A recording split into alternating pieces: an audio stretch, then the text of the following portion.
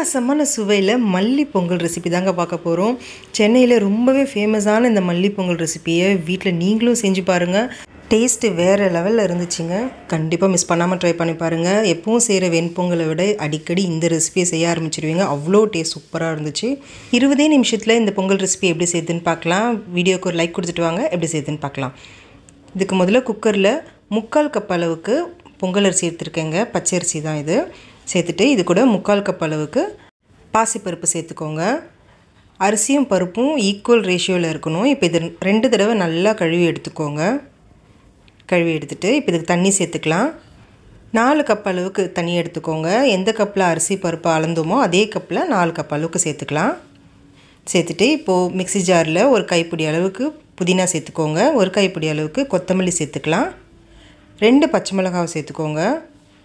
கொஞ்சமாக கருவேப்பிலை, அதாவது 2 கொத்து அளவுக்கு சேர்த்திங்கன்னா போதும். அடுத்ததாக ஒரு 3 ஐஸ் க்யூப் சேர்த்துருக்கேங்க. ஐஸ் க்யூப்ஸ் இல்லைனாலும் நீங்கள் 1 கப் அளவுக்கு ஐஸ் வாட்டர் சேர்த்துக்கோங்க. ஐஸ் வாட்டரும் ஐஸ் க்யூப் சேர்க்குறதால நிறம் மாறாமல் நம்மளுக்கு கரெக்டான கலரில் கிடைக்குங்க. இப்போ நல்லா அரைச்சி எடுத்துக்கிட்டு அரிசி பருப்பில் சேர்த்துக்கலாம்.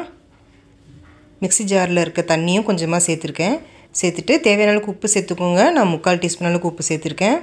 சேர்த்துட்டு இப்போ இது நல்லா கலந்து விட்டுட்டு குக்கரை மூடி வச்சுடுங்க. இப்போது ஒரு 3-4 விசில் வரட்டும். மீடியம் ஃப்ளேமில் வச்சு நல்லா வேக வச்சு எடுத்துக்கோங்க. பாருங்கள் எந்த அளவுக்கு நல்லா வெந்து வந்திருக்கு. இப்போ இது ஒரு கரண்டி வச்சுட்டு நல்லா அழுத்தம் கொடுத்து கலந்து விட்டுக்கோங்க. நல்லா இந்த பொங்கல் சூடாக இருக்கும்போதே இப்போ நம்ம 2 டேபிள் ஸ்பூன் அளவுக்கு ரவை சேர்க்க போகிறோம். நல்லா பொடியான ரவையாக சேர்த்துக்கோங்க. இந்த பொங்கலோட ஸ்பெஷலே இந்த ரவை சேர்க்குறது தாங்க. சேர்த்துட்டு இப்போ இது நல்லா கலந்து விடுங்க. பொங்கல் நல்லா சூடாக இருக்கும் போதே ரவையை சேர்க்குறதால நம்ம அடுப்பில் வச்சு கிண்டணும்னு அவசியம் கிடையாதுங்க. இந்த சூட்டில் கலந்து விட்டிங்கனாலே போதும். இப்போ இது நல்லா கலந்து விட்டாச்சு. அடுத்ததாக இது கூட 1 டீஸ்பூன் அளவுக்கு நெய் சேர்த்துக்கோங்க. சேர்த்துட்டு இதை அப்படியே கலந்து விட்டுக்கலாம். அடுத்ததாக இப்போ இதுக்கு தாளிப்பு கொடுத்துக்கலாங்க. கடாயில் 2 டேபிள் ஸ்பூன் அளவுக்கு எண்ணெய் சேர்த்துக்கோங்க. அடுத்து 2 டேபிள் ஸ்பூன் அளவுக்கு நெய் சேர்த்துக்கலாம். உங்களுக்கு தேவைப்பட்டுச்சுன்னா நீங்கள் 4 டேபிள் ஸ்பூன் நெய்யே சேர்த்துக்கலாம், எண்ணெயை தவிர்த்துட்டு. நான் எண்ணெய் பாதி நெய் பாதி சேர்த்துருக்கேன். இது கூட 3/4 டீஸ்பூன் அளவுக்கு மிளகு சேர்த்துக்கோங்க. 3/4 டீஸ்பூன் அளவுக்கு சீரகம் சேர்த்துக்கோங்க. 20 முந்திரி சேர்த்துருக்கேன். ஃபுல் லோ ஃப்ளேமில் வச்சு செய்யுங்க. இல்லைனா முந்திரி மிளகு சீரகம் கருகிடுச்சுன்னா சுத்தமாக டேஸ்ட் நல்லாவே இருக்காதுங்க. அதனால் ஃபுல்லாக லோ ஃப்ளேமில் வச்சுட்டு முந்திரி நல்லா லைட் கோல்டன் கலர் வர அளவுக்கு இதை நம்ம வறுத்து விட்டுக்கலாம். இது கூடவே நல்ல சின்னதாக துருவின 1 டீஸ்பூன் இஞ்சி சேர்த்துக்கோங்க. இது கூட 3/4 டீஸ்பூன் அளவுக்கு பெருங்காயத்தூள் சேர்த்துட்டு ஒரு 3 கொத்து அளவுக்கு கருவேப்பிலை சேர்த்துருக்கேன். லோ ஃப்ளேம்லேயே இது நல்லா கலந்து விடுங்க. கருக விடாமல் பார்த்துக்கோங்க.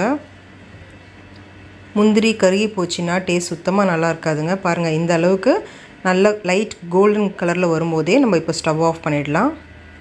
ஸ்டவ் ஆஃப் பண்ணிவிட்டு இப்போ நம்ம இதை பொங்கலில் சேர்த்துக்கோங்க. சேர்த்துட்டு இப்போ இதை நல்லா கலந்து விட்டுக்கோங்க. ஒரு சிலருக்கு பொங்கல் இது போல் குழஞ்சி இருந்தால் பிடிக்குங்க. ஒரு சிலருக்கு கொஞ்சம் கெட்டியாக இருந்தால் பிடிக்கும்.